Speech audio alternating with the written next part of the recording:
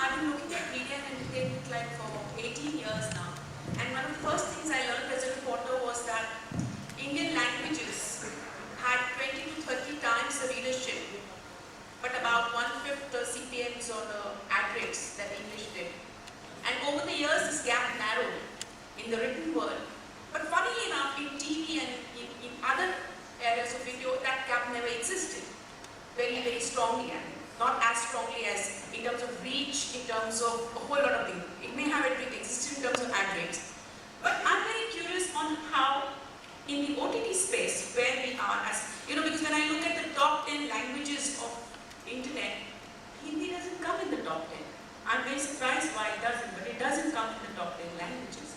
So, first, Kedar, you're the guy with the numbers. You please tell us where we are.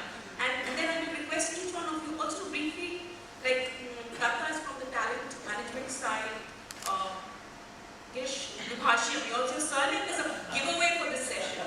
Dwibhashyam, you should be Dwibhashyam or something. But on the school side, and Vishnu, you run by choice. So first, Kedar. So afternoon, everyone.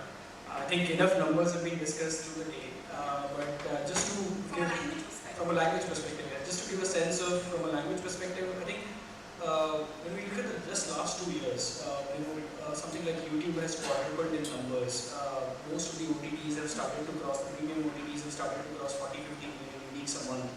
And this same trend as a segment on vernacular content is also being driven in a more impactful manner. In fact, the engagement rates or the cumulative time of vernacular content spent within the OTTs or the overall digital video space is higher, including Hindi here, vernacular.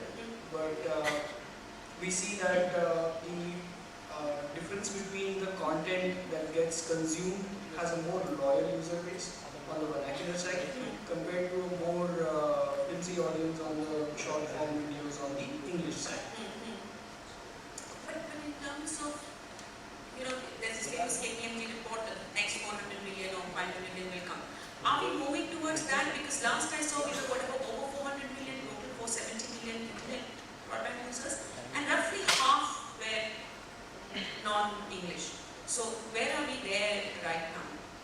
So I think first of all, a cheaper internet has helped in getting this number faster, accelerating that. But there is a new trend of also offline videos. And for example, MXplayer is one of those guys. And there are many such players out there. So that content is very hard to track. And most of it tends to be vernacular. Now, if there is a way to connect that back online, I think we are already at a 500-600 million user base who is watching digital video. Whether you call it online or offline, I'll keep that differentiation. But vernacular is a generator. Yes. So within that, I mean, if I take out Hindi, it would be like the mother of all. But what are there which are the three big monster languages? I would say 4. Bengali, Marathi, Telugu and Tamil. These are the 4. Follows from film and TV, I mean. Those are the biggest genres in there also. Size of the population or size of the language speaking community in the country, and it pretty much follows that. Datta, you want to tell us besides Tulsi? It's not Tulsi, by the way, it's Tulsi, as Datta corrected me some months back. I think that the way we look at the regional audiences, I think it's very exciting, and obviously a lot can be said for the proliferation of the internet, and that's really led this massive explosion of OTT. And there's a lot of conversation around how there's so many consumers who want to consume content. I think one of the things that we at least try to bring to bear for conversation is the need for great writing talent in order to support that. And as you have so many videos being uploaded every day, as you have so many shows getting made on your respective platforms that Kedar's company is measuring, I think what's really important in order to get that differentiation is going to be high quality content. And that's what we've seen kind of world over, where you're starting to see what we call a bit of content commoditization, where we can make a movie for $1 million and the kid on the corner can post a YouTube video and it can get more views. So in that world, differentiation is key. A focus on high quality content creation is what we think is most important. And that's agnostic, right? It doesn't matter whether it's Hindi or English or regional. Datta, you're not telling them the real thing. Datta sits on the agency. founded the agency which represents the largest body of writers in this country, talent. And many of these writers are now behind some of the largest series that you see on Netflix or on Amazon or many other. So you were telling me something on the phone yesterday, Datta, which is, you know, do you see that pattern from films and from TV getting on to, and how does one tackle it from the writer's side? What is the challenge for the language thing to increase on video? Yeah, I mean, I think what I was saying is that I think that we as a country and as an industry are saying that content matters. We talk about this a lot. Unfortunately, more often than not, we see it as lip service. I think that we've seen writers be at the bottom of the totem pole.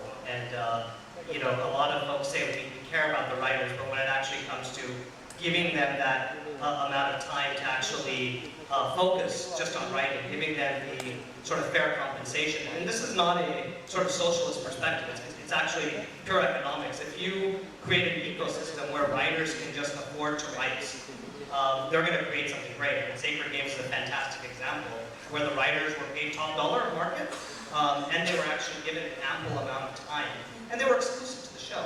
And we all saw the result, and we saw actually the global impact of that investment by Netflix and the producers on that show. Great. Girish, you want? Yeah, I think. Please pull on the read, because I remember reading that you were going to invest 10% of school would be, but I think you're far bigger than on non-English languages. See, when, initially, I mean, we've seen, regional content consumption grow. When we started off, it was more about Telugu and Tamil. But over a period of time, we saw exponential increase with respect to consumption. A lot of action happening on the Punjabi front for us, and I think that is the section which has grown for our platform in 3-digit percentage in the last 2 years. Yours the diaspora audience? It's a mix of diaspora and India. But yes, I mean, in diaspora we have seen, I think, ultimately, we are catering to Indians. I think, whether it is a Punjabi-speaking, customer or a Telugu-speaking customer, we are only looking at Indians primarily so far. So, I think it's a good indicator that, what languages, are growing. Nowadays, we are seeing a lot of consumption coming in from some of the other languages like Bengali, and, I'm sure Vishnu would talk a lot about that part of the country. But most importantly, I think what Datta mentioned, he talked about high quality content coming in from writers. I think the bigger challenge that we are seeing right now is to understand how do we provide content in a format that is commercially viable for us. So, for example, even today, almost 80 to 85% of video consumption is coming from YouTube and Facebook. We were just talking about that before the session. So only 15% of 15 or 10% of video consumption is coming from more than 15 different OTT platforms in India right now. And out of that, regional, there are almost, I think, more than 8 to 10 primary regional languages which are being churned out, content that is being churned out. So obviously, it's every language will have a share of consumption on every OTT platform. Now, the bigger challenge for any OTT platform today is that if they are investing in a bunch of content pieces, what should be the composition in which language? Because unlike some of the niche platforms like what Vishnu, I think also is catering largely to the Bengali market. So I think they are very clear with respect to their TG. So they have, I'm sure they must be having a focus. But some of the other aggregator platforms or broadcaster-owned platforms, some of the other platforms who are catering to 7 to 8 languages, what is giving them bang for buck? What is giving them the kind of view times? I think that is what needs to be decided, and whether it is AWOD and FOD. Because remember, the next 300 million users are going to be from tier 2, tier 3 cities. They are not going to pay for content. So if you are going to create high quality content for them in regional languages, which you will put behind paid wall, will you get the volumes? Is currently YouTube and Facebook, do they have this kind of content in large quantity? I think these are the deep questions, detailed questions that need answers for, if we have to understand what are the regional users going to watch. I would bet they will, but we'll come back to that. Vishnu, I want to get into Bengali choice. And what it's a question I want to ask you also. Who are you catering to in these Bengalis all over the world, and what are they consuming in this particular language? Are there genres which do far better on choice than others? So, let me just put that a little bit into context. So, Bengali as a language, the unique thing about this language is that there's a country also that's business language. It's Bangladesh. It's a country of 170 million people. And cumulatively, it's about 250 to 60 million people who speak this language. That's like the population of the United States. So, roughly, it's like 7th or 8th most spoken language in the world, which you pointed to. We are very focused on this language. We don't want to digress. Part of the company that my family founded is been in entertainment for the last 20 years, making films, TV shows only in Bengali as a language. To answer your question now around what kind of content works, now I think two specific languages in India are a little bit more diverse in their content choices. That is Bengali and Malayalam. That reflects in the Marathi also, right? Sorry, Marathi also. Because the audience sort of, if you take film as a lead indicator, they are more sort of willing to experiment with different genres and things like that. That's not to say the others won't, but I think there's a bigger volume of sort of niches for those genres. And in our experience, we've made about 30 original shows so far, and it's a cross section of, whether it's horror or detective or thriller or comedy, or so we've tried all sorts, and we see digital as being the liberator in terms of being able to tell stories which we haven't been able to say so far. So, I mean, to be honest, all of them have worked in different degrees as we've expected. And when we translate them, we sort of dub them and put them up in Hindi, Tamil, Telugu, in Dub them? Yes. Okay. It's available on Airtel TV. And S4 able? We are only an S4 platform, so we've always been an S4. So you have to share your numbers. Yeah, I think they have success. I think if they've done that, they've successfully captured the top part of the pyramid. So maybe super specialization in it's Yes. just not. It's 250 million TG market. It's not a super specialization in that sense. So Sharp that's focus a market which you capture the top kind of the pyramid. within each. So let's put that in context. So let's say there are 250 million people. Let's say we capture maybe 1%. Right? Okay. So that's 2.5 million. You multiply that by the subscription revenue. Our bet was that we would probably, for the money that we were spending on creating each of those original shows or putting our films first on digital, if there was money to be made in this business, that was the only way to make money. So we didn't see ourselves being able to justify the cost that we were putting for making those original shows through advertisement, in our case specifically. But I find this that people who come from a film background are more open to doing a D2C, a direct-to-consumer thing, because their training is to, but people who come with a TV background are more oriented to doing a B2B, because TV's traditionally been, though we get paid reviews, but they never come back to broadcasters quite in the same way. Does that? Well, you can't. No, we can't. Say that. But yeah, see, ultimately This company is a film production and distribution company, which has therefore got into OTT. Eros now, which is like the largest largest SWOT in the country after, I think they're bigger than Netflix now, if I'm not mistaken in terms of numbers. So they are a film production studio which went OTT. I think digital gives everyone, the beauty of digital is that it gives everyone equal opportunity. I think each and every platform today knows its numbers. Unlike on television where 30-40 people decide what's being watched. So I think that gives a very level playing field for each and every player. So I think it's we can't really say that. But yes, people from film background generally tend to understand B2C Far better. Quickly, I want each one of you to tell me, Datta, from your perspective, what's the demand that is coming from OTTs in terms of language content? Are there genres where you see far more traction than others when they approach you for writers and for talent? Yeah, I think it's some level. I think that is it following a trajectory of English and Hindi, or is it following its own trajectory? Is what I think it's I do want to get back to this discussion we were having around exclusivity and high quality in a second, but I think it's by and large we're seeing the regional OTTs very clearly aware of what's worked on the film side in their markets.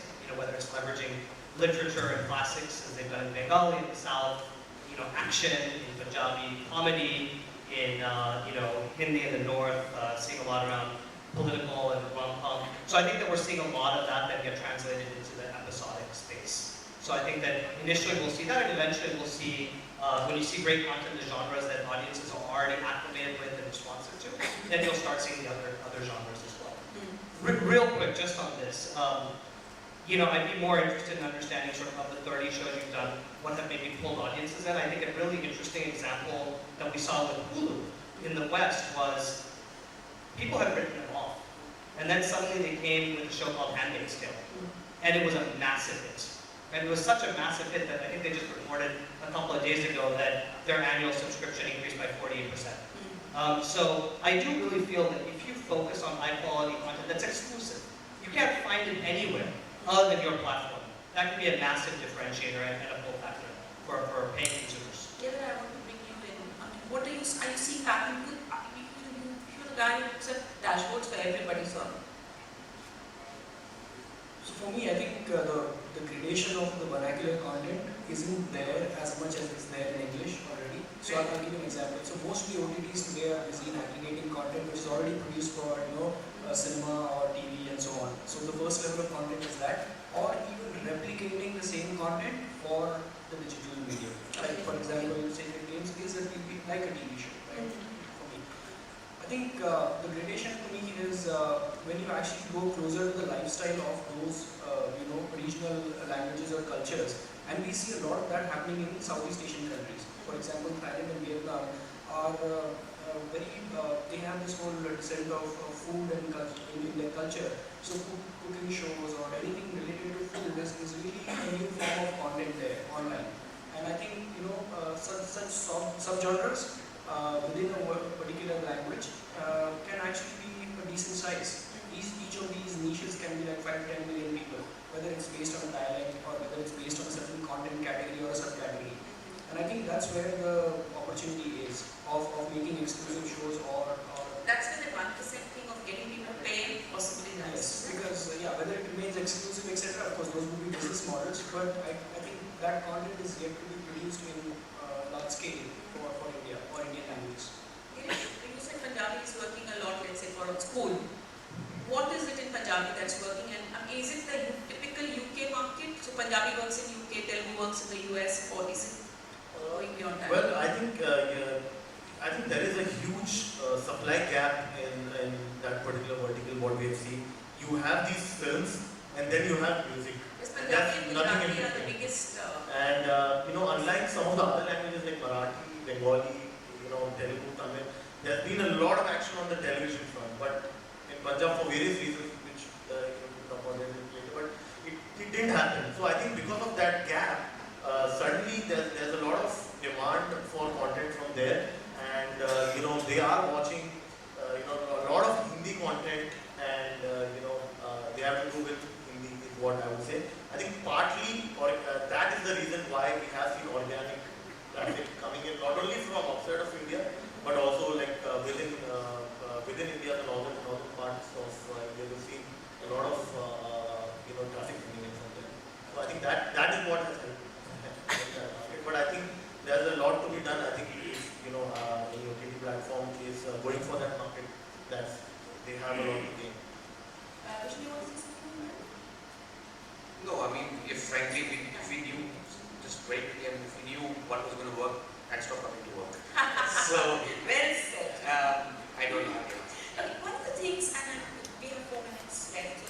One of the things which I found in publishing, for example, and Kedar was there when we had this discussion last year, is that a whole lot of the ecosystem around publishing has not developed as far as languages is concerned, which is not an issue with video.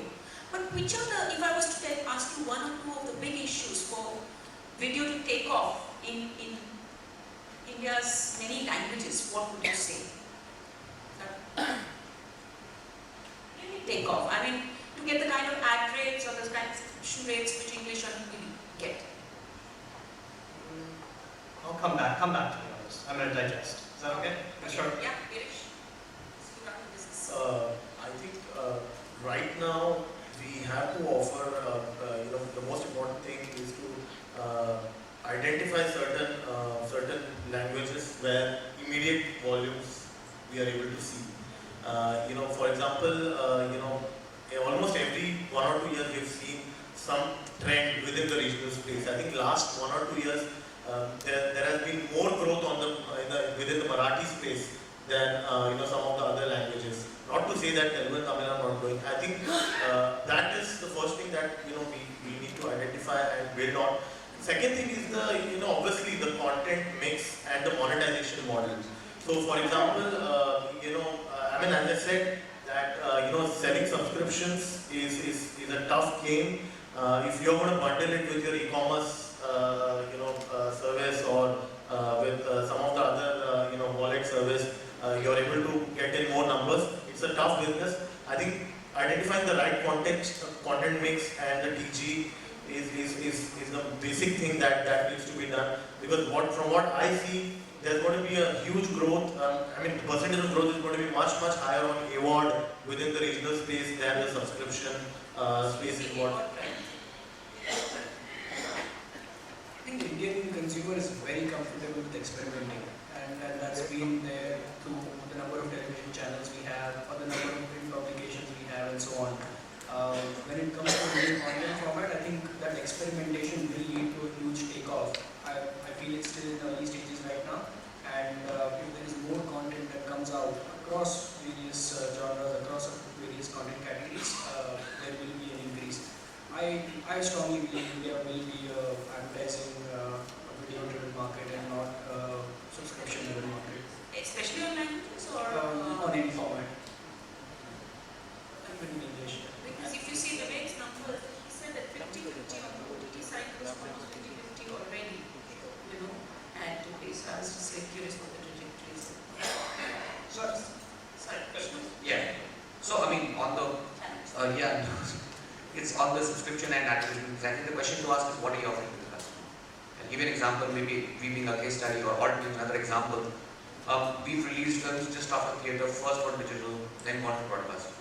We've made 7 original films made for this. We've made 30 original shows for the platform. We've come out with 2 original shows every single month. I think it's not a question of what as what. I think you need maybe 1% of the number of people that you want to have on AWOD to make a successful SWOT business. That's been our hypothesis. And let me put it in context of something that might relate to everyone. So you would not see a Bahubali or let's say Sacred Games come out on YouTube for that matter, or for that matter any advertisement platform day one. That kind of content will always be behind a paywall to start off with. And people are always going to line up and they're going to find ways to pay provided what you offer and how consistent you offer. I just want to add to it. In fact, I think he's spoken about a very big, very important aspect.